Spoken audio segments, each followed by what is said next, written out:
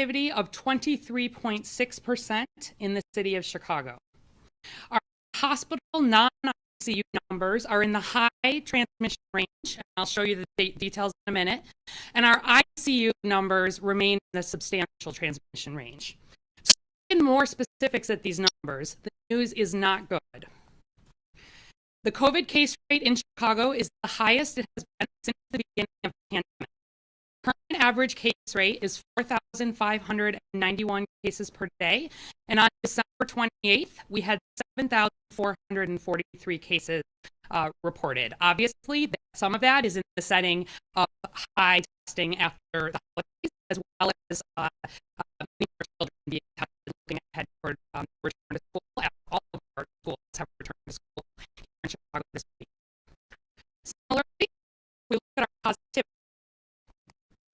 It is also since the first wave of the pandemic at 23.6%. I do want to give you some perspective that this is similar to what is being seen around the country with the Omicron variant. New York City, for example, has a 34.9% positivity right now.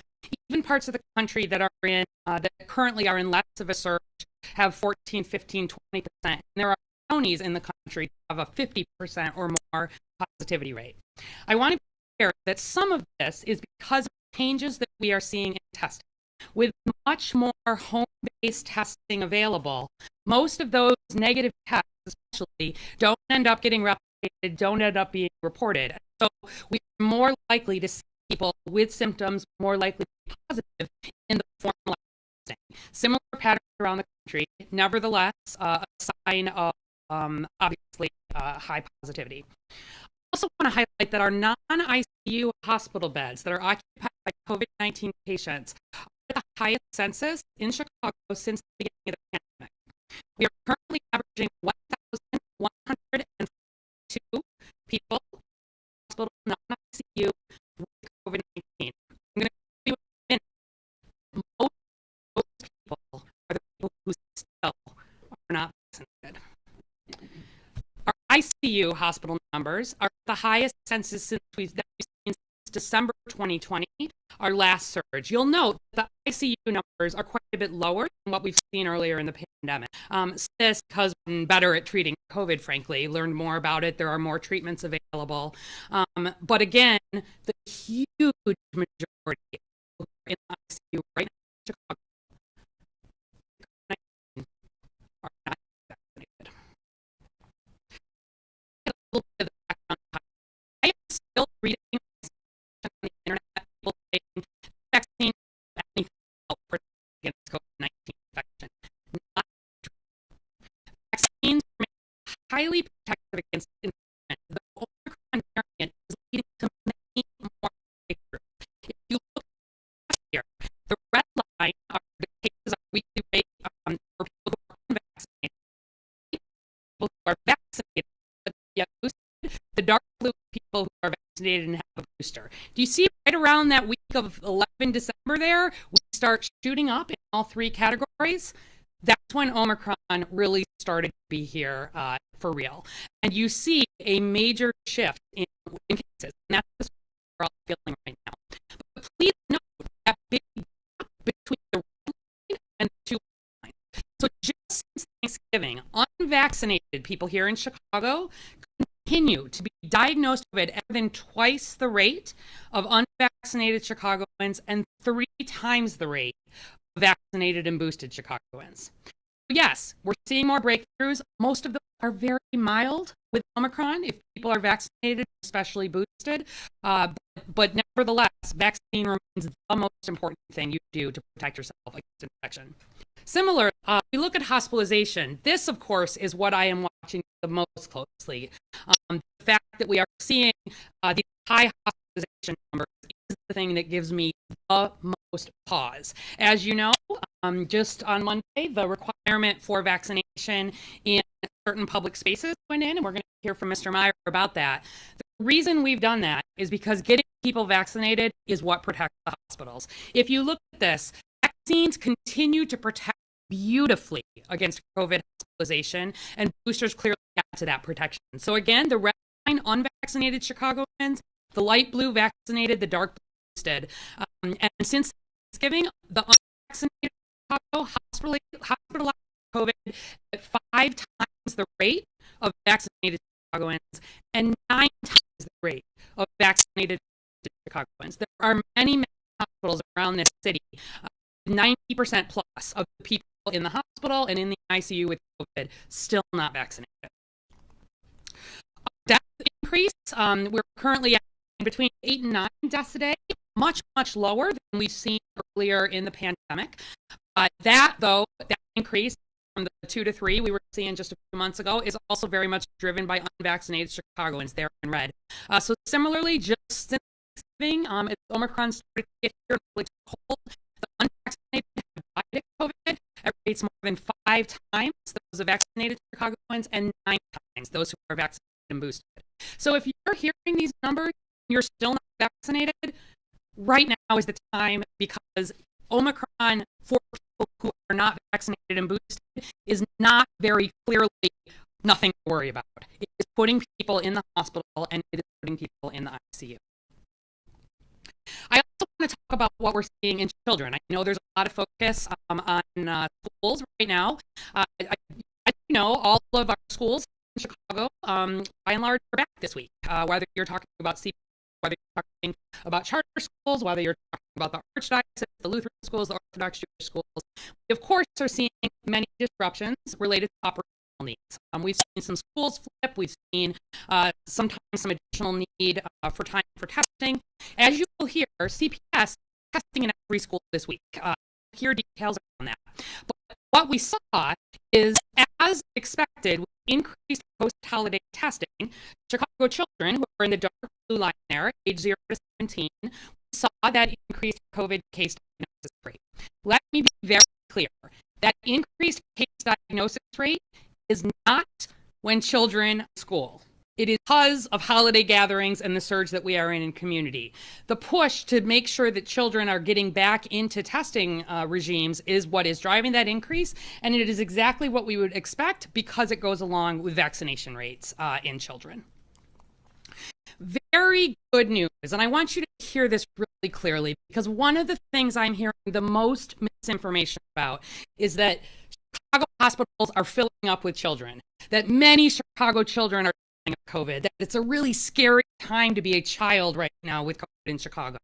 And I want you to understand that while, of course, we are concerned about the rise in hospitalizations, that is being driven by unvaccinated adults.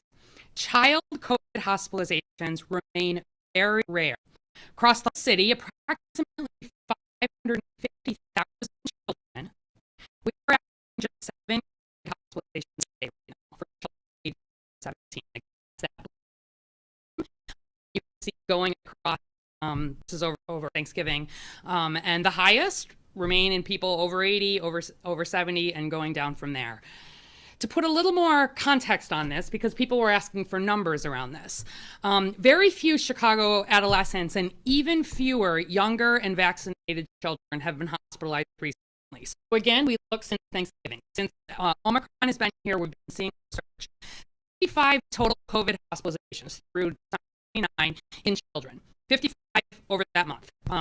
And 46 of those were unvaccinated. So if you look at this graph here, light blue solid line is the rate in unvaccinated children 12 to 17. That, in cases where we are in hospitalization, is generally what we are seeing. The dark blue solid line is our unvaccinated 5 to 11, still extremely low, 3 per 100,000 per week being hospitalized, very low. And the two lines show you the rate of hospitalization in vaccinated 12 to 17-year-olds and vaccinated 5 to 11-year-olds. I want to highlight that we have had no hospitalizations in vaccinated 5 to 11-year-olds to date.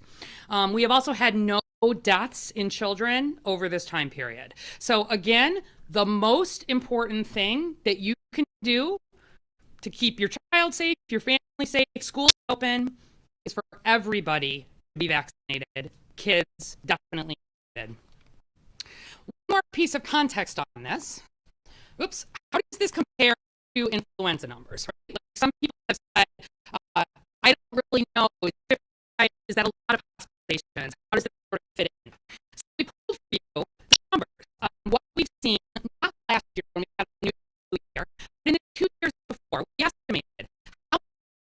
0 to 17 were hospitalized with influenza. So 2 years ago, 2018 to 2019, approximately 188 children hospitalized with influenza during the season, running roughly October to April, as you see. The next year, a little over 2019 to 2020, estimate 232 children hospitalized with COVID at October and early April period. For comparison, between this last October 30 and April 3, 2021, the approximate flu season, which included last winter's COVID surge, to be clear, in Chicago, we saw about 19,000 children be diagnosed with COVID, 231 COVID hospitalizations, and no deaths actually during that period. And so, broadly, COVID is behaving like the flu in children. I wish it were behaving like the flu in unvaccinated adults. It is not. But where we look at the numbers overall, even before vaccines were available, children are approximately as likely to get seriously ill with COVID as they are to get seriously ill with influenza. And it's important to keep in context. We did not know this at the beginning of COVID, but it's not just about the negative outcomes we've seen on learning when schools were out of session and all of the other indirect effects.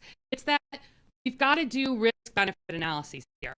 And at least among children, we have to think of this as similar to you add vaccination on that, the risk is even lower. And that is what we are seeing right now. We need kids to get vaccinated, but I remain extremely comfortable with children continuing in-person education. The other piece where we're talking about schools is what happens with working age adults. I'm doing a Facebook Live update this afternoon, and I'm actually going to go through some more data for young adults and older adults. I know people are very interested in this. But for the purposes of today, I focused on 30 to 64-year-olds, our working age adults here in Chicago. So where we look at hospitalization in that group, again, the solid lines are people who are unvaccinated and recently hospitalized in Chicago. Dark green, people who are unvaccinated, 50 to 64, getting hospitalized right now. Yellow line are people vaccinated to 49, and then way down close to zero is for those who are boosted, and then just slightly above that, people who are vaccinated and not boosted. So we have had 1,250 COVID hospitalizations in this age group, 30 to 64 since Thanksgiving. That's a lot. But only 3% of those were in people who were fully vaccinated with a booster dose. And where we are seeing that happening, it tends to be people who have really serious underlying conditions. They're fighting cancer, they have a transplant, etc. And so since Thanksgiving, unvaccinated Chicagoans, 30 to 64, 35 times as likely to be hospitalized with COVID than vaxxed and boosted adults of the same age. Vaccination, in particular with boosting, does a beautiful job, thank God, of keeping people out of the hospital. Because otherwise, with the COVID numbers we are seeing right now, we would have long since swamped our hospitals. Finally, deaths among unvaccinated adults have increased. Again, you see that in the dark green here, 50 to 64-year-old unvaccinated is where I've increase in deaths. The dark yellow are recent deaths in unvaccinated 30 to 49-year-olds. Very, very little in the fully vaccinated and virtually nothing in the boosted. I think I failed to mention that the hospitalization risk among working adults who have received a booster vaccine is literally near zero. Okay. How are we then doing on vaccine? Because this is and remains the most important thing. We're above the national average on boosters, but not as much above as I would like us to be. If we look at the population over 18, about 39% of us have now had a booster. If we look at people over 65, about 60% of us have had a booster.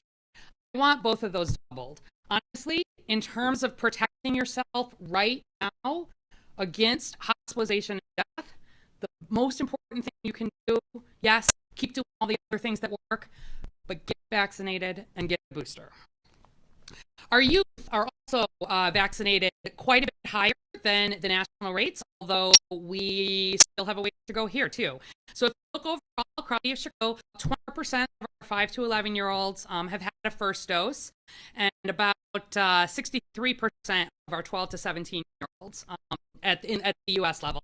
And here in Chicago, we're about 10 points above that. So 34% in Chicago of our 5 to 11-year-olds had a first dose. You can see the completed series. So, continue to do you're going to hear some more about that. So just a reminder, the best way to protect yourself and others from COVID-19 are the things we have been doing all along, but it is more important than ever that you're paying attention to all of them. First and foremost, get a COVID vaccine, get a booster as soon as you're eligible, as soon as you can make an appointment. Wear a mask that covers your nose and your mouth time right now if you're out in public to help protect yourself and others. If people have questions about types of masks, we've answered lots of questions. I'm happy to answer more. Keep 6 feet away as much as you can. Avoid the crowds, the poorly ventilated indoor spaces. Test to prevent the spread of others. I know it's a challenge right now in some cases to find a test. We'll talk about that. Wash your hands. So, related to testing, I want to just talk a little bit about this. It is extremely hard to get a rapid COVID-19 test. And I want to put this in some context. Why it's true. First of all, with supply chain, not rapid COVID-19 tests available. The Department of Course has had these on order for months and months. We have already distributed about 150,000 of the rapid tests into high-need communities. But as of late November, our supply has dried. We've not received any additional rapid tests despite having orders that are sent. As we've been talking to partners across the country, is federal move to more centralize and purchase rapid vaccine tests, and supposedly these should be available generally to the public soon. Is what we're hearing. It has really dried up the ability for us to have rapid tests available here in Chicago. That's just the truth. I will tell you that we have continued to put the rapid tests we have available into our highest risk settings. Last week, for example, we pushed our last big batch into the homeless shelters, which we're needing to, of course, are high risk, and there's been a lot of work to decompress. But I want you to know, in terms of individuals at home, that I would go, if you got the means, I would go ahead and order right now some of those home tests. You can order them on Amazon. I keep doing this. It probably takes 4 or 5 or 6 or 7 days for you to have some available. And I do think they've, in both the Defense Act, I do think they're more available. It is just a true fact that it is very hard to find a rapid test. If I had more tests available, we could be sending them up. In addition, we certainly do testing, a lot of PCR testing, a lot of the stretch on the commercial labs that we're seeing across the country. Some of you may have experienced it is taking a long time for PCR results to come back. It's sometimes taking 4 and 5 days for that to happen. And that's because the same networks are working on this surge here in Chicago as across the country. And so we've actually worked, especially with schools. CPS, for example, as you know, over break, worked to send home 150,000, I think, of these rapid tests. I know a lot of them didn't come back, and one of the reasons why in-person is important is to have the testing mechanism actually in place to test kids. But regardless, those are precious, and they're being prioritized in settings that work to keep kids and staff safe. In addition, when you look at PCR testing, there's been work not just with CPS, but with the other schools to think about, are there ways to have labs that are dedicated for more rapid testing? So I assume CEO Mark will talk it, but the PCR testing that's being done in the lab and with the work that CPS is doing is specific with a much faster turnaround time. So you're not waiting the 4 or 5 days because that's just not that helpful. And you're able to really get those numbers back quickly and act on them.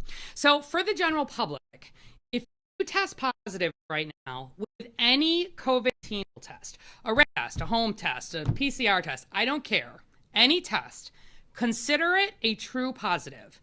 Isolate at home for a minimum of 5 days. Please don't take a home test, and if it's positive maybe it's not, let me go try to get a PCR. We don't need that. Right now, positive means positive. And given that current surge in COVID-19, there is additional pressure on laboratories. We need you, please, stay home while you are waiting for COVID-19 test results. If you've got symptoms of COVID, but you can't get a COVID test, isolate at home for at least 5 days. Your symptoms are vaccinated. There is still testing availability. Lines are long. And honestly, we're seeing with Omicron, many people, especially if they're vaccinated or boosted, having mild COVID illness, being able to recover without medical care, but we need you to isolate. You think it's the flu, you think it's the cold, assume it's COVID right now, late for days minimum. Obviously, seek immediate medical care if you're experiencing emergency warning signs, shortness of breath, you have a lot of underlying conditions, but do not go to the emergency department to get a COVID test. Do not call an ambulance to take you to the emergency department to get a COVID test. We are seeing people do this. And at this moment, when the hospitals are under a lot of stress, you can call our helpline. We'll get you sorted. You may need to wait, but if you're doing okay, just wait at home. All right. Vaccines are available, to be clear. They're over the week of Christmas. I know that there were some people having issues with boosters. We do have a lot of healthcare workers that are out right now, which has also decreased some of that vaccination. However, they're here, they're available, and you can sign up for. I was looking at this morning, there's booster available in the next few days. There are pediatric appointments available in the next few days. As always, you can call our number and we'll get you sorted. Particularly on the pediatric vaccine, because we were hearing maybe some confusion that it was difficult to get a vaccine for kids. We've had almost 300,000 doses at this point shipped to Chicago. We only have 550,000 kids, and a lot of those are too young to get a vaccine. We've got 205 providers actively providing vaccine, and we've already sent 660 orders through those sites. So chai.gov, COVID Vax is where you can go see what those sites are, or as always, call our number. And then just as a reminder, the new requirement that went into effect yesterday with vaccination and masks still required. There's details on the website about keeping the Vax card copy on your phone. Yes, you can use a physical card. Yes, you can use a picture of your card. Yes, you can use the Illinois Vax Verify system, but you do need to have proof of vaccination. And Mr. Meyer will talk about that. Related to masks, we've been getting a lot of questions. The most important thing is one that fits you and that you keep on. And so we need everybody wearing masks. That's the most important thing. The mask, remember, first thing it's doing is source control, keeping your germ view. You want one snugly. If you've got gaps, you can have droplets leaking out. We've been recommending wearing, if you've got it available, one of the surgical masks with a cloth mask over it. That's a good way to have excellent protection. If you want to be wearing the KN95s, the KN94s, go for it. Those are available, and we're doing additional distribution of those in community. But please know that you then need to keep on. The most important thing is that you wear a mask that fits you, is comfortable, and that you keep on when you're in public spaces. And that's been shown in the studies. Finally, when we're talking about the layers of defense against COVID-19 in schools, I just want to remind you that always we are thinking about the ways these defenses layer on each other. Some of you have heard me talk about this Swiss cheese model, where basically as community transmission increases, you have more holes appearing. If the virus is able to get all the way through the holes, somebody has the potential to get infected. But the first line of defense is vaccination, with the virus on the left kind of moving through.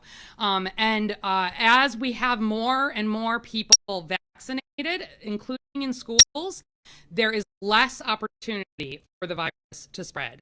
Next, correctly and consistently use masks. We didn't even have vaccination earlier on in COVID. That's an additional layer.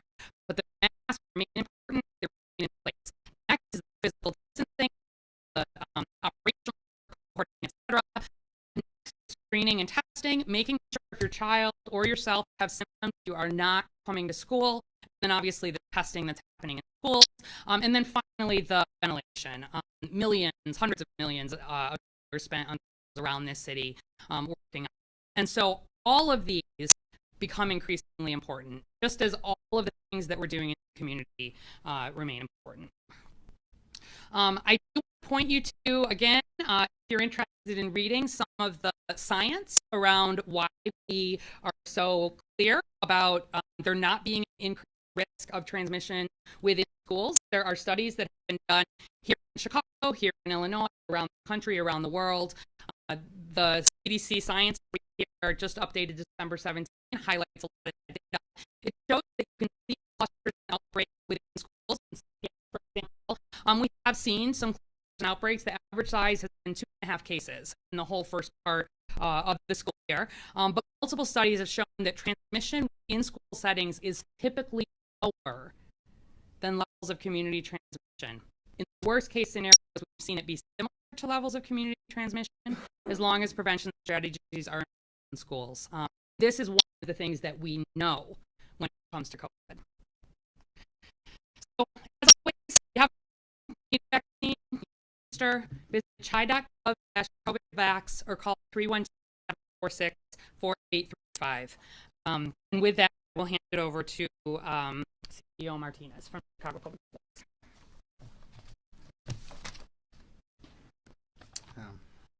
Good morning, everyone. Buenas mañanas. Pero para nuestros padres, quiero que entiendan lo que está diciendo el doctor Arwari. Les pido, padres, por favor, si tienen preocupación, pueden hablar con un doctor, pueden ir a una clínica o pueden escuchar mensajes de Arwari. Si están vacunados, el nivel de riesgo es muy bajo para que personas el virus de que van a tener que ir al hospital, que algo va a pasar que está más serio. I just say for our families, please, if you have, talk to a medical professional. Listen to the of Dr. Arwadi. If you're vaccinated, your chances of being sick as an adult are lower. Your chances of hospitalized are even lower. Your chances of being more serious are even lower than that. And for our children, even if they're unvaccinated, the risks are much lower. The amount of noise that's out there right now, the amount of information, we have so many people that are afraid, from parents to my staff, because of the misinformation. And again, I just continue to plead, let's listen to our medical professionals. There were evidence in our schools the whole semester, the whole entire semester, with all the complaints that existed about misinformation, that we saw any significant level of any transmission. We just didn't see it. We started seeing cases pick up right before the break, and folks, we moved quickly. We took classes remote quickly, immediately. That was used against those poor families and children in that community to say, look at how dangerous the school is, when it was just the opposite. We were very, very conservative on taking those classrooms remotely. And so, I'm sorry, but I can't help but feel frustrated, just the amount of misinformation that exists, and it's just very important. So, again, let me go right to our slides. So again, as I said earlier, there is no evidence that our schools are unsafe. In fact, I hear, because you hear it so loud, I started hearing these issues about filtration, and I had to just ask again. And I went to our website again. You can go to our website, and you can actually go by classrooms in every single school. We have our classrooms monitor on a regular basis, minimum weekly, to make sure that there's any issue with filtration. You can go by classroom.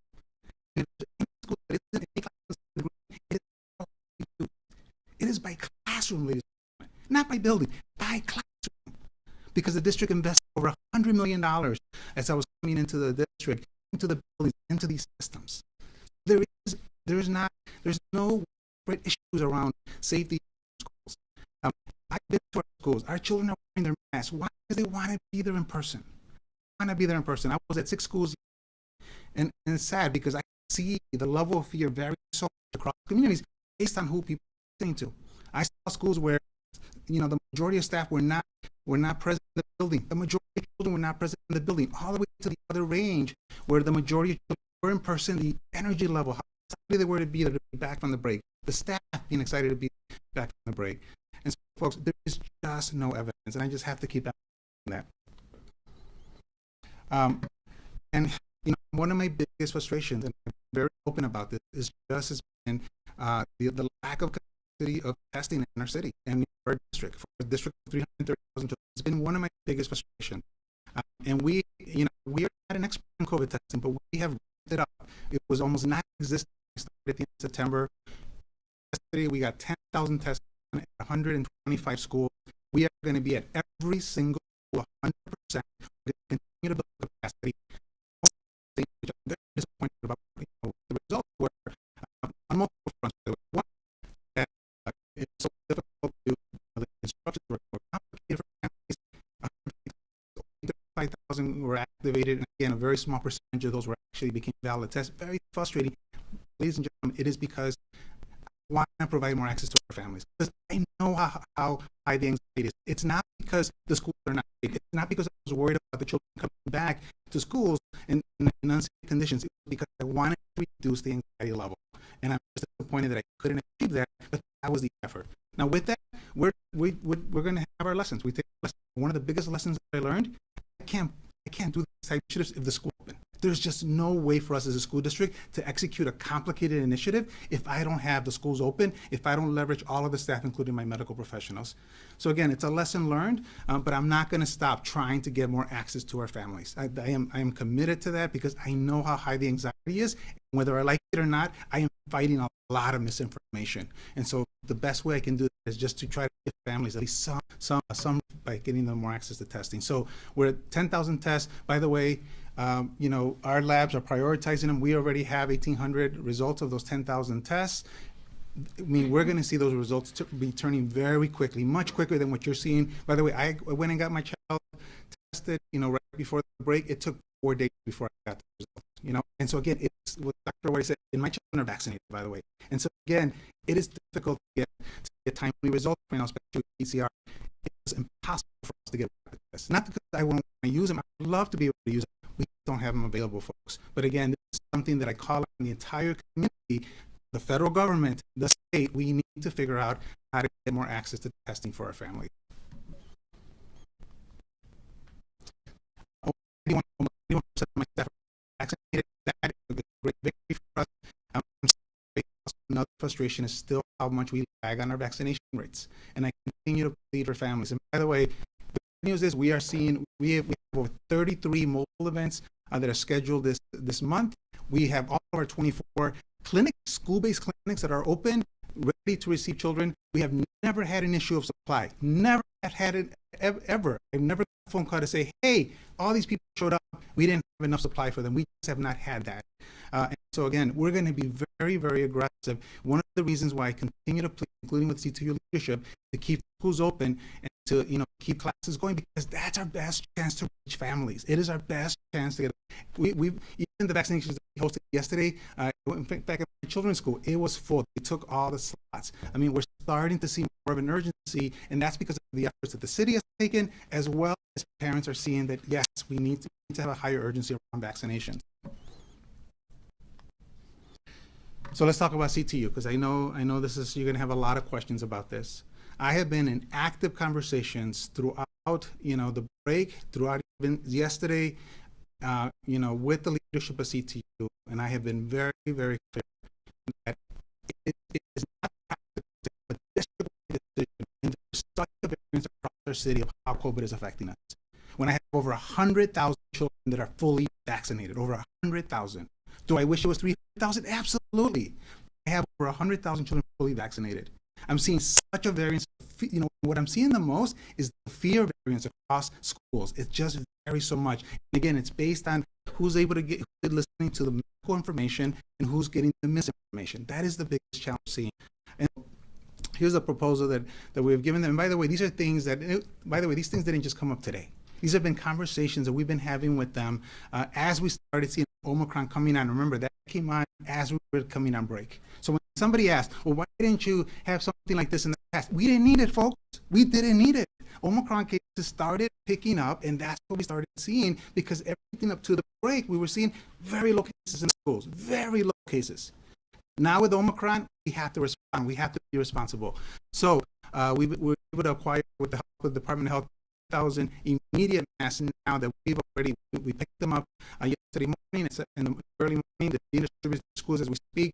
By tomorrow, they will be at all schools, and it's for staff, for any staff person that if that just gives them more comfort. Our commitment is that we're going to continue to have masks throughout the January minimum, and we will respond and pivot as we need to if we continue to see if we don't see the surge decline. So this is more as again, to reduce anxiety. It's not because our staff are not safe right now. It is to reduce the anxiety. If that's what's going to make them feel better, I feel like I have to respond. The CTU has asked for the daily health screeners to come back. We are reactivating those, and what I've said is that it's up to schools, because when in the past, when the health screener was in place, it created significant backlogs of children being able to get into the buildings. We're in the winter, we have the cold months. I'm just worried about lines of children waiting as we verify the health screeners.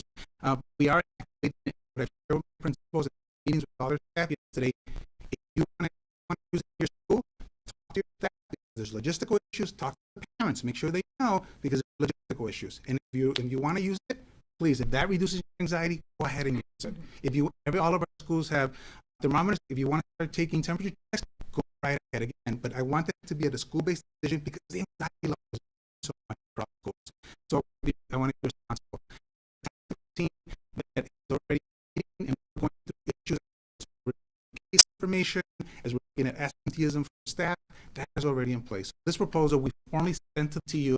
And again, everybody, for me, more than anything, and I want you to hear this loud and clear, it is not because I have any concerns about the schools not being safe. I am trying to respond to the anxiety that exists right now. And unfortunately, I have to figure out how to reduce it. But that's the proposal that we have. I am convinced, and I've shared this directly and openly with CTU leadership, the best way for us to approach this is at the school level.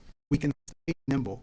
We can work with families. We can make sure that if class have to remote, then we can make sure that we can respond to those families around specific timeframes, getting them access to more testing, helping them return early with negative tests, getting them access to vaccination events. We can do that as long as our schools are open and we have families with us and the children are in person. So that is still the preferred approach.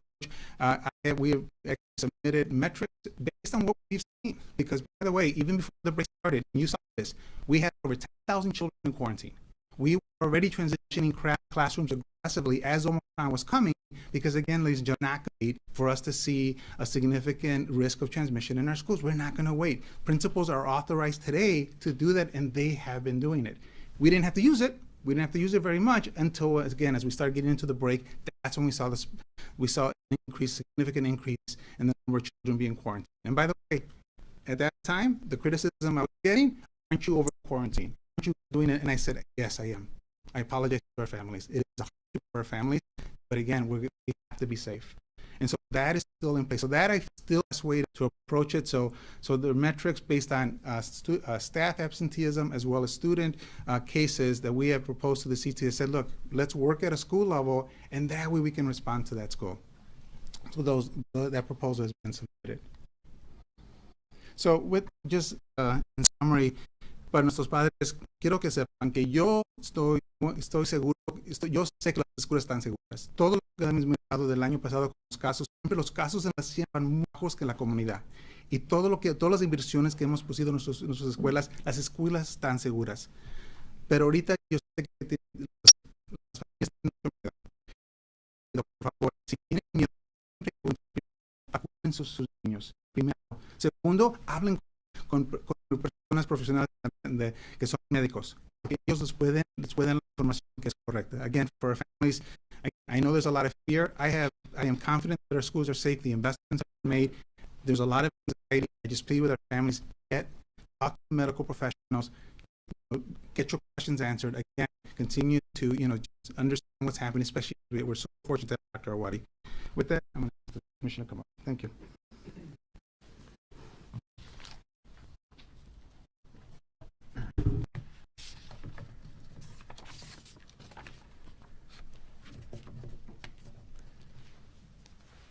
Thank you, Pedro. Good morning. My name is Ken Meyer, and I'm Commissioner for the Chicago Consumer Protection. As a reminder to our business community, residents, and visitors, as of yesterday, January 3rd, the Chicago vaccine requirement went into effect to slow the spread of COVID-19 and variants. The The requirement means any individual 5 years of age or older is required to show proof that they are fully vaccinated against COVID-19, indoors, visit gyms, venues, food, drink being served. Also, anyone over the age of 16 needs to show identification to compare with their vaccination card. As a reminder, the Chicago mask mandate also remains in effect for all indoor public settings. The vaccine requirement is a collaborative effort to standardize health protocols across businesses and industries to prioritize the health of all Chicagoans. As such, it will enforce the vaccine requirements along with the ongoing mask mandate, just as the city has enforced previous health orders. BACP will investigate complaints received through Chicago's 311 system. Yesterday, our BACP team investigated complaints, and we saw general compliance as we have seen with the mask mandate, which has been in effect since August 2021. Our business community is dedicated to prioritizing the health of our patrons and of their patrons. As a reminder, the vaccine requirement requires establishments to 1, post signage at each publicly accessible entrance and at least one location in the business informing patrons of the vaccine requirement, and 2, keep a written record describing the protocol for implementing the vaccine requirement that must be available to city officials for inspection upon request. A toolkit for businesses and employers was developed that includes guidance for the written record, signage, checklists, and other helpful resources. It is available by chicago.gov/COVID. In addition to providing requirements, we have hosted 2 webinars with over 500 attendees, and we're hosting another webinar this afternoon at 2 p.m. In case you missed webinars or are unable to join us this afternoon, you can view them by visiting Chicago's youtube.com/BACP. I encourage residents to contact Chicago's 311 system to report violations to ensure compliance with the current public health orders. I thank Chicago's business community for protecting their patrons and employees by following safety regulations designed to keep all Chicago safe. Thank you. Now I'm going to pass the podium to Dr. Luna with the Chicago Department of Public Health.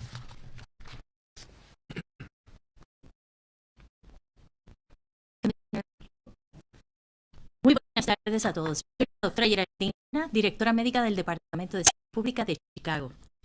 Yo les voy a traer las últimas actualizaciones del Departamento de Salud. Los casos de COVID-19 en Chicago y en todo el país continúan aumentando.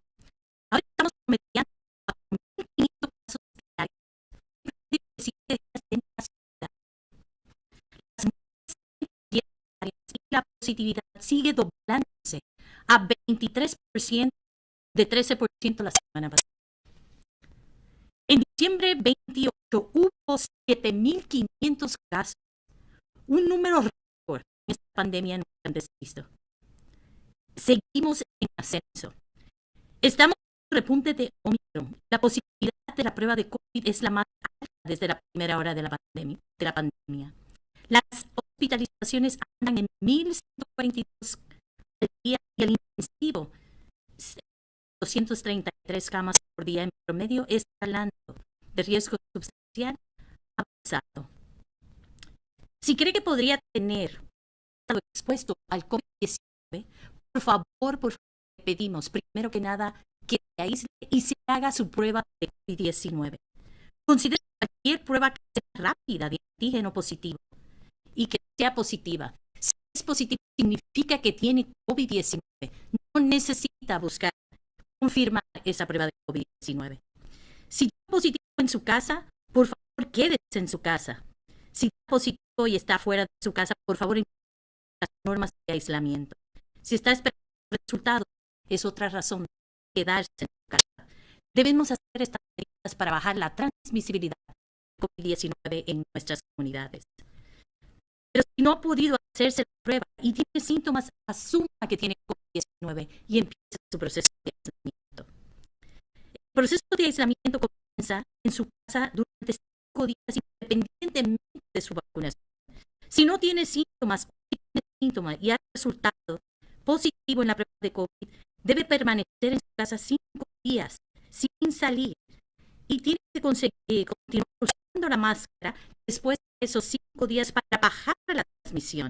Si tiene fiebre, continúe quedándose en casa hasta que esté libre de fiebre. Los beneficios de la vacunación y los refuerzos de vacunación son increíbles. Continúan brindando la protección máxima contra las hospitalizaciones y los resultados graves del COVID-19. Los niños han visto un aumento en la tasa de diagnóstico de casos de COVID en aumento, pero más bajo que los adultos. Es importante saber que estamos enfrentando una nueva variante mucho más transmisible y ahora se empieza a reflejar en pero los casos son mucho más bajos que los casos adultos. Las hospitalizaciones por COVID-19 siguen siendo menos frecuentes. Los niños con padres escuchas y tienes niños con condiciones de salud de vacunarlos y protegerlos es ahora. COVID-19 diariamente, los casos diarios son mayores en niños de 0 a 17 años, pero mucho menos de lo que vemos en la edad para adultos. Esto lograr buen progreso en la vacunación infantil, muy por encima de la media nacional, pero todavía queda que recorrer. En 2022, de los de Chicago han recibido su primera dosis. 34% de los niños de 34% es un número muy bajo para una vacuna que está ampliamente disponible y los casos de COVID aumentando en nuestros niños.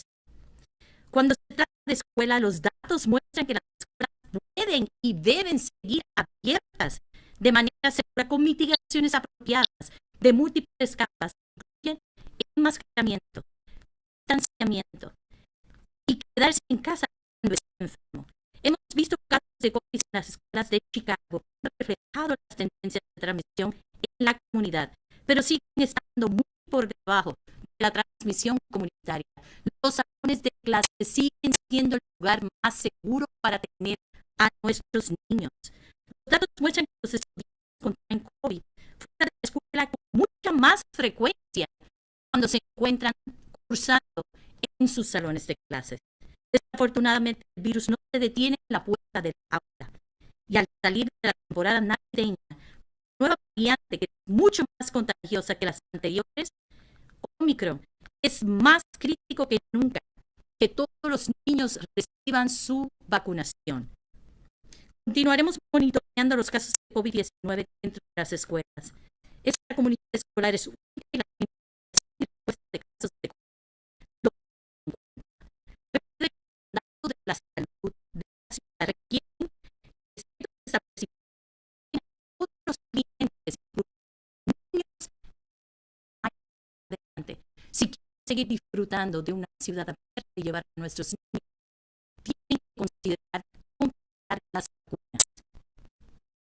Obtenga más información de dónde se aplica la hora y formas de verificación de vacunas que se darán en Chicago. Y repito, chicago.gov/COVID. Lo mejor que podemos hacer para protegernos a nosotros mismos y a nuestra comunidad del COVID-19 es vacunarnos primero, tomar el refuerzo si ya es elegible, enmascararnos, seguir un distanciamiento de 6 personas, lavarse las manos con frecuencia y hacernos las pruebas de COVID-19 si cree que se expuso, si va a reunirse o cuando se siente enfermo, aunque sospeche que sea de otra condición de salud. Todos debemos hacer nuestra parte y la vacunación sigue siendo el arma más poderosa para contrarrestar esta pandemia. Si tiene síntomas, por favor, quédese en casa. Se lo pedimos encarecidamente. Si cree que tiene catarro, tiene COVID. Si cree que tiene influenza, tiene COVID. Tiene que sospechar que es más probable que tenga COVID que tenga cualquier otra condición de salud. Personas pueden encontrar pruebas a través de su proveedor de atención en hospitales, farmacias, sitios comunitarios, a través de Roche. Más información, vaya a COVID-Vax. Llame al 312-746-4835 para información y citas, y para visitas al hogar. Todavía los incentivos de $100 están para todos aquellos que no hayan recibido su vacuna. Las pruebas de COVID también son gratuitas, llamando al número, y para más información y la ubicación de nuestras clínicas de la salud, acuérdense, 312-746-4835, número abordaje de la equidad. Las vacunas siguen siendo gratuitas para todos, independientemente de su estado de migración. Cuídense, ahora le devuelvo mi micrófono a Carmen. Give back my microphone.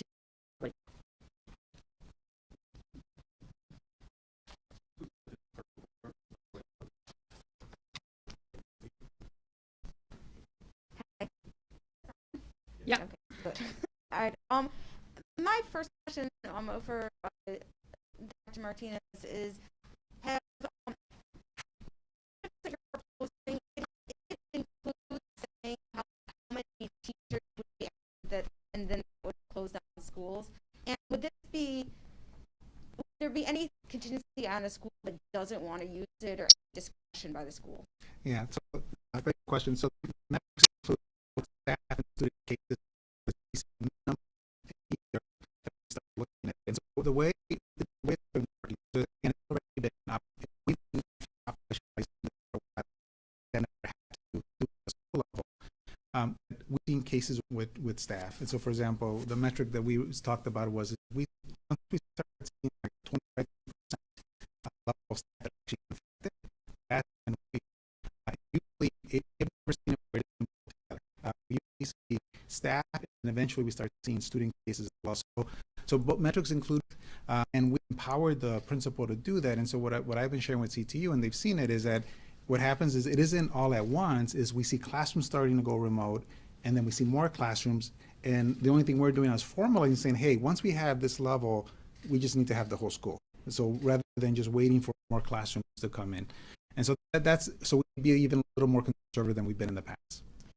And my second question is: let's say this does not prevent the union from voting today to go all remote starting tomorrow.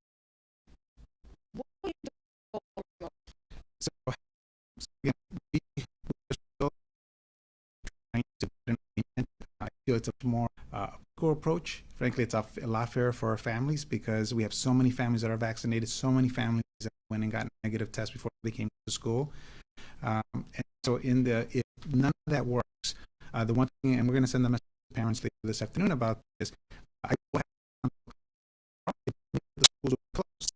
The schools will be open, but I will have to cancel classes tomorrow because I have to be responsible, not knowing who's going to be showing the buildings. And then we'll have a plan specifically for parents that will come out tomorrow in a very timely fashion about what the path forward is. I'm still committed though to coming up with an agreement with the CTU. I think the approach we're being responsive to the request they've made. We're trying to be practical for what makes the most sense for our district, a district of this size, and even as a COVID. So you won't let them go all remote? You won't let them log into their remote classrooms? Thank you. Good morning. I have two questions. One is for CEO Martinez. Just go back to those metrics and talking about that. We know today what percentage of your staff overall is absent and what the total number of classrooms are across the board that are remote. Yeah. We tested, we have, including staff that were remote, which is about 600, another 3,200 total that 600, so 3,200, and our attendance was also lower. We're still getting attendance numbers. We were able to that was the way it works is you'll see the school with less staff showing, you also have a lot of children showing as well. And so it creates logistical issues for schools, but we've been able to do that. We have very few children that are on remote. But again, remember, right before the break, though, we did over 1,000. So my expectation is that we were going to start seeing those kind of numbers again, if not higher, as we were coming into the breaks. And remember, we just did 10,000 tests today. We're getting results very quickly. So we're going to have results, I'm pretty sure, sometime today for all 10,000 tests, and then we'll start seeing on them. Thank you. And the second question is, it's probably either Dr. Arwady or Mr. Meyer, and maybe both of you can address it, regarding the pop-up testing sites that we all see, and a lot of them look a bit sketch. And so the question that's arisen with us is, who receives them, and how do consumers know that they're legitimate? Yeah, absolutely. We certainly have gotten questions about that, so happy to take it, and if you want to add, you can. So first of all, I want to reassure people that even pop-up testing sites are using FDA authorized tests. And in many cases, they are using the same tests that you might be using in your home if it is a rapid test, or if they are taking a sample for PCR, the laboratory work is not happening at that site. It is happening at a separately regulated, overseen site. And so overall, we've not seen major issues with inaccurate tests, for example, in those settings. I know a lot of them have popped up in outdoor settings. We actually kind of like that from an infection control standpoint. That said, if people have concerns, these are regulated at the state level. There's information on the website for how you can report that in if it needs to be looked at. But I want to reassure people, I think what we were seeing a lot of people testing positive and thinking, oh, I'm vaccinated, how could I be testing positive? And their mind's jumping to probably this isn't a good test. Let me reassure you, they are good tests. And this is different than early on in COVID, where sampling was harder. It was, you had to do the deeper swabs in the nose. There was much more specific to it. These are not sites that are, doing neurosurgery. These are sites that are collecting samples in a way that is meant to be pretty straightforward, and then doing the work to make sure those get transported to labs. So I don't overall have concerns about inaccurate tests, but certainly if people have any concerns about them, they should report them through the state, and there is information on the website for how to do that. Do you want to add anything? Okay. Is there something to report at the site? Yeah, so what I would encourage, if people feel unsure about it, I ask the question, are the tests authorized, and which laboratory are you sending test results to? If you get answer those tests, that would obviously be a big red flag. If you're seeing, and in most cases where we look at it, you're seeing the box they're using, you're seeing the details. Early on, we had a problem with testing sites sort of standing up kind of the Wild West of testing, if you remember. People were using tests not authorized. That's not the situation that we are seeing here. So again, I don't have a big concern for inaccurate tests coming from there. But I again, people can look if they have additional questions. Thank you, Dr. Arwady. Do we have enough information right now to say when Omicron will peak? So we don't know. I tell you how we're thinking about it, and I've been talking to the modelers and the epidemiologists. So in South Africa, which was the first place to really detect and see this huge surge of Omicron, it took about 4 weeks for Omicron to peak, and then another couple of weeks for it to really come back down. Now, South Africa differs from the Europe and from the U.S. in a number of ways, including high rates of prior infection, differing rates of vaccination, a much younger population with a median age under 30 there, and so just a different population overall. So in a best case scenario, we would be looking probably at a peak in the first half of January, let's say.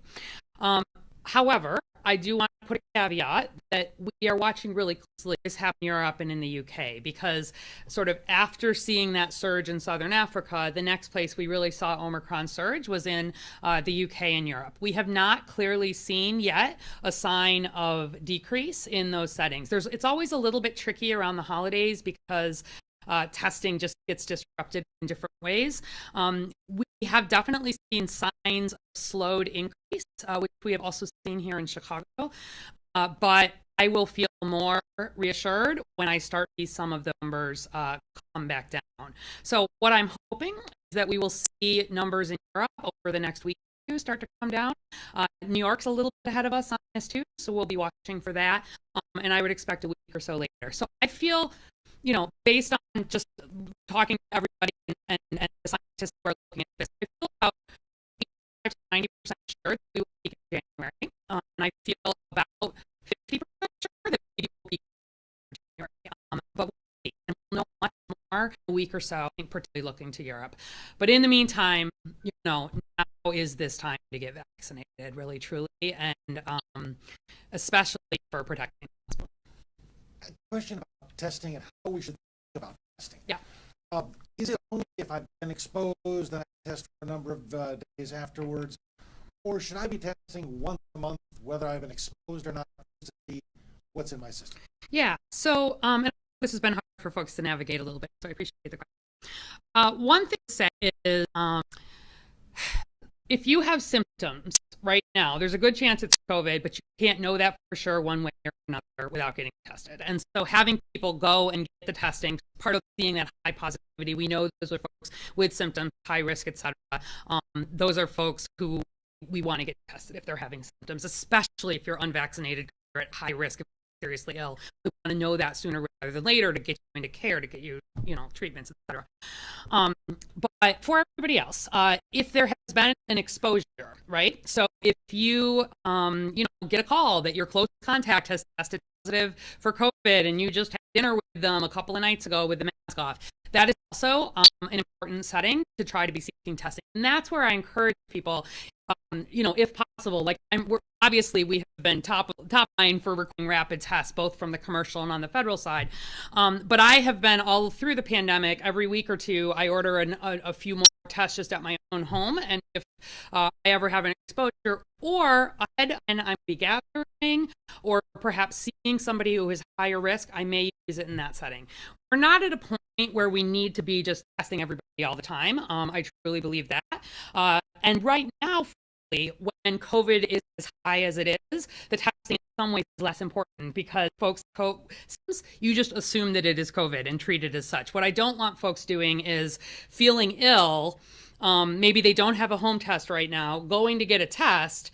It is taking sometimes 4 and 5 days to come back. I don't want them just out and about and waiting for that. So really right now, and this is the same guidance that's being given across the country, is to COVID until proven otherwise. And so if you need to prove otherwise, that would be a good reason to do it. And then I think that schools, we are obviously so committed to keeping essential services going. Essential services very much include schools. And so we are, in the same way that we prioritize the testing for homeless shelters and grooming, prison settings, and the areas that we know to be high risk, we also are very much prioritizing access and doubling down on all the other things that work. But I don't want people to confuse testing with that's good enough, because it's not. If I could choose between just having a vaccine or just having a test, I would choose a vaccine every single time. If I could choose between having a test and just having a mask, I would choose a mask every single time. What the test is doing is just detecting that you're already infected. It doesn't actually prevent you from becoming infected. Obviously, we use it to alert people around us, and there's that important for public health. Nevertheless, testing is not a substitute. The vaccine is working well, but we just need folks to do it. Thanks. The school year started without a safety agreement between the CPS and CTU. In retrospect, given what we now know, was that a mistake for parent certainty and continuity of operations? That was not a mistake. I've said this from the beginning. I will work with anybody as long as we prioritize the interests of families and children. It doesn't matter who it is. And different groups have different roles, and I respect each group, the protect our staff. I don't think that's a good role. The reality is, you look at the evidence. First of all, the most important thing, we did a strict part with an amazing asset with Dr. Awadi and her team. every week we have conversations. Every week we look at cases. Every single decision we make related to schools is in consultation with the department. That is the best decision we made. It was a great decision to invest in the schools, in the filtration systems. It was a great decision to have masks available for every single child, for every single staff person. It was a great decision to prioritize vaccinations for our staff and actually to ask every staff to get vaccinated. All those decisions have paid off. There was never a need for any kind of agreement. I think the challenge, what I wish, if I had a magic wand, I wish all of us were providing good information to families. I wish all of us would actually work together to say, okay, let's figure out how to vaccinate more families. Let's figure out how to test more children. But again, what I see instead is just misinformation that's out there. And look, and I'm not, this isn't, COVID is the enemy, not the CTU, not us, but it is. I mean, I wish we could all be on the same page providing accurate information to our families, because I'm seeing the fear. I'm seeing the fear of families. I'm seeing the fear of my staff with 91% vaccination. And so, and I understand, look, I'm a father myself. I feel the most helpless whenever my children get sick. I feel helpless. I understand that feeling and what it feels like. But when I see the information, because my children are vaccinated, parents can have a way, and we will be there with them. We will, again, we're going to ramp up our vaccination, COVID events. If that's what it takes, we'll continue to do that. And with the commission's decision and the mayor's decision to put more restrictions in the city, I think we're going to see actually hopefully more families having a higher urgency for vaccinations. Can you be specific about this information that you see spreading out there? And do you believe the Chicago Teachers Union is the source of that misinformation? I think Dr. Owa is a better, because there's a lot of misinformation everywhere. I don't think it's coming from one source. But the biggest misinformation that I see right now that I can do is complete myths about our schools being safe. We're seeing high levels of schools across classrooms. Dr. Owa, he would tell you directly if we were having seen significant outbreaks of schools, we'd be closing schools. I mean, there would be no hesitation. That's the biggest misinformation that I continue to see. Can I ask you to answer the second part of my question? No, I did. I said, I don't Do you think the teaching union is a source of that misinformation? I think there's a lot of sources of misinformation. I'm not going to question any motives. I think you can go on social media, everybody. You can see the information that's out there, and you can see what's not consistent with the science. Anyone else? Sorry, also for CEO Martinez. I know, again, we're dealing with hypotheticals, but just for parents who would like to have a plan A and a plan B for tomorrow, the buildings will be open. They can bring them. Can you clarify? So still right now, this minute is my goal is to come up with to have hopefully a reasonable agreement today with the union. I've actually asked the leadership to delay the vote. Doesn't mean they will. They have a proposal. We actually have a regular meeting on Tuesday. So it wasn't just random. I know we have come to leadership all of last week and even as early as yesterday. So the communication has been going on. What I can tell you right now, if I want to be fair to parents, and I hate being in this position, but if they take a vote to do a walkout tomorrow, I have to cancel classes. I have to be responsible. I am not closing the schools. The schools are going to be open.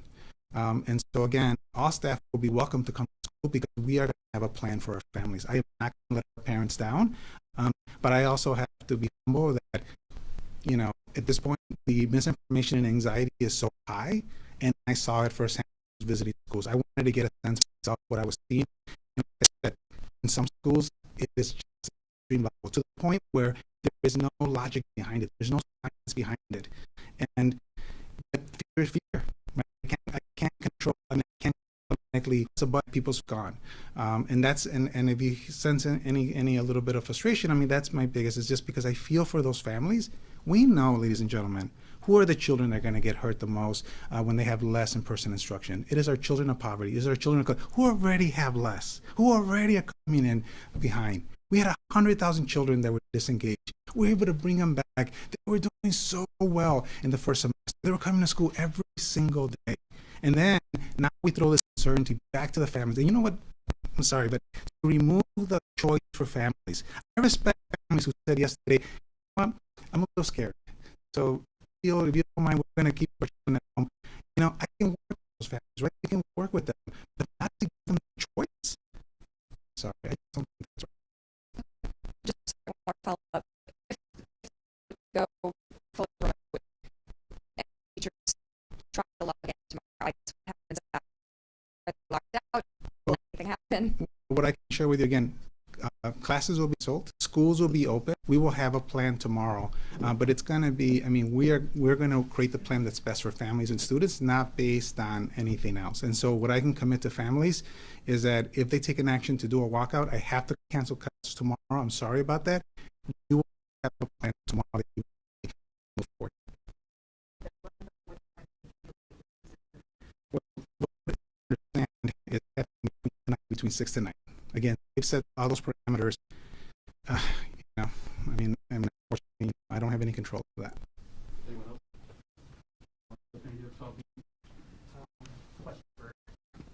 CEO Martinez, you said that you asked the CTU for a delay. What was the response? You know, I mean, it's not for you know, to give you a little bit of you know, meetings, and I'm happy to like, look, they want at me, they want to vent at me, please go ahead and do it. Because my goal is just give me a chance. Let's figure out how to reduce your anxiety. So the response I got was, you know, in general receptive, but not committing to anything. And unfortunately, there's just a lot of anxiety out there, and they have a lot of energy that's been worked up. And my fear is that, you know, now it has to take its course. Just wanted to clarify a question. So if there's a walkout, classes will be canceled. So does that mean that students won't be able to log in remotely? We would have to cancel complete instruction in class because I have to develop a comprehensive plan for families, and my commitment is they will have it tomorrow. But I can't do something just, you know, haphazard. Just some, I mean, because at the end of the day, the commitment I have to families is I have to have a plan that's going to prioritize them and their children. It can't be prioritizing everybody else. And so I don't want to be in a situation. I feel for my, you know, right now the emotion I'm getting is as a parent as well, just as a superintendent CEO. But you know, responsible plan for families that we'll have tomorrow. You know, and we're gonna build a plan for the families. But there won't be any instruction, won't be any classes. I just have to be responsible in how we're gonna serve our families. And are you guys negotiating today? So we have, first of all, we've been in conversations all along, but formally there is actual meetings, formal meetings every you know, twice a week, including Tuesdays. And so that's part of the process that we've had since, you know, I mean, forever.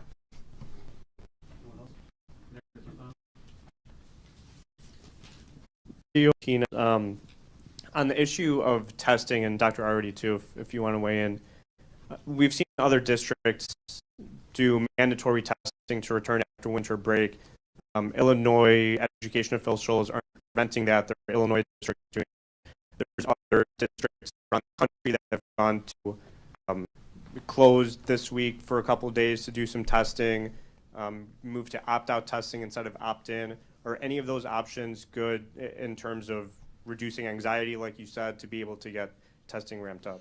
Yeah, so I'll speak maybe generally, and if you want to add anything, you can. So, you know, I just want to start with saying testing is important, but it is not the most important thing. And, you know, to this question around just some of the information, I have talked to folks here in Chicago who think that there is no testing that is happening in CPS schools, just to give you a sense of this.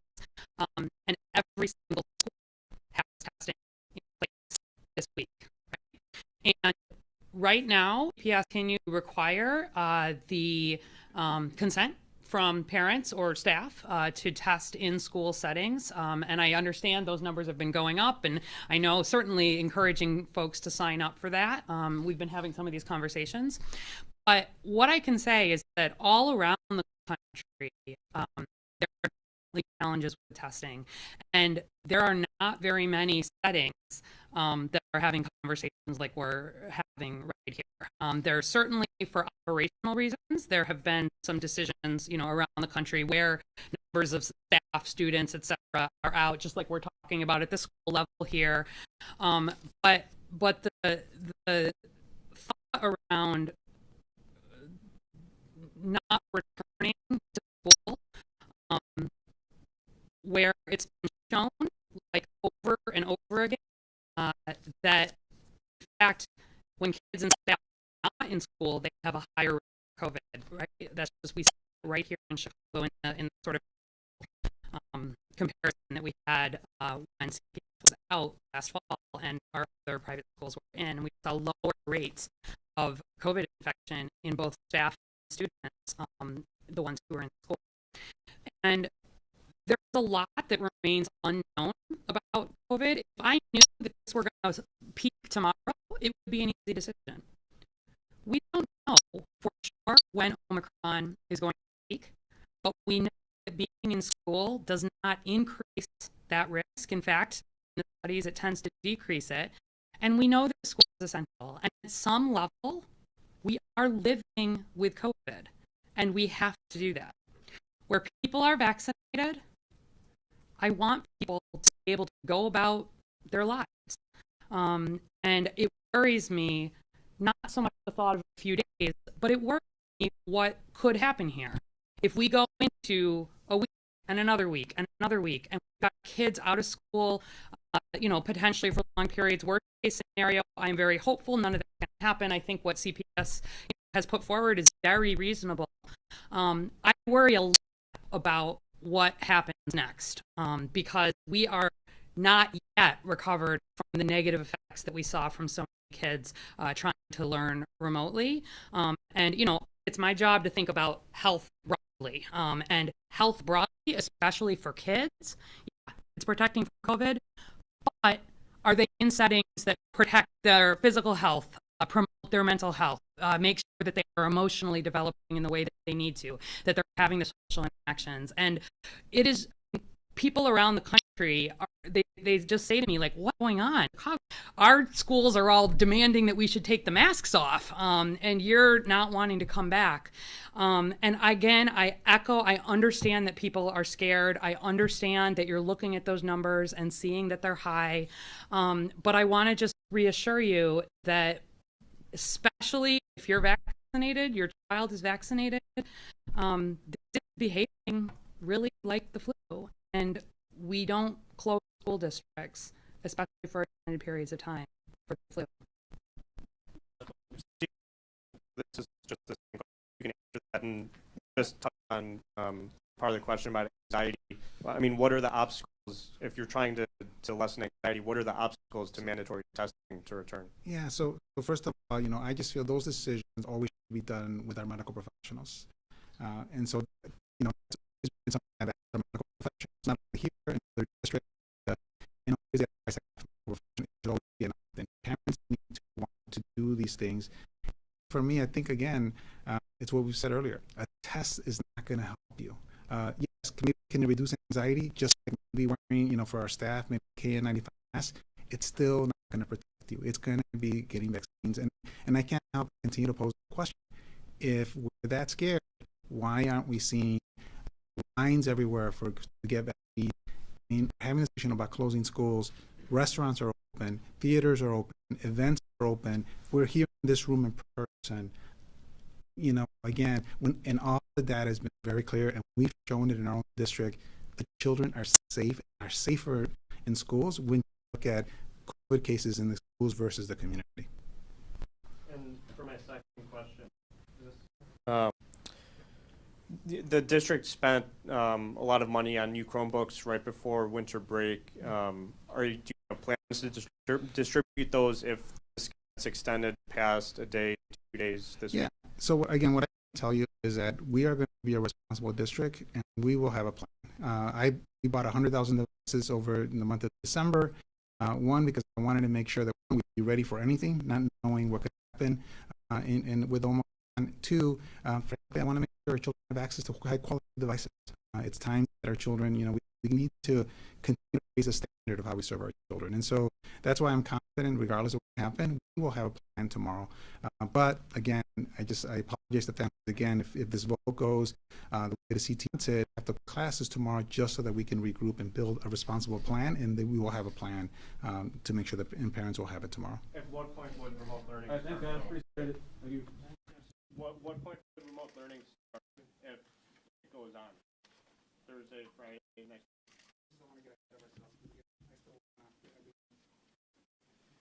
Thanks all.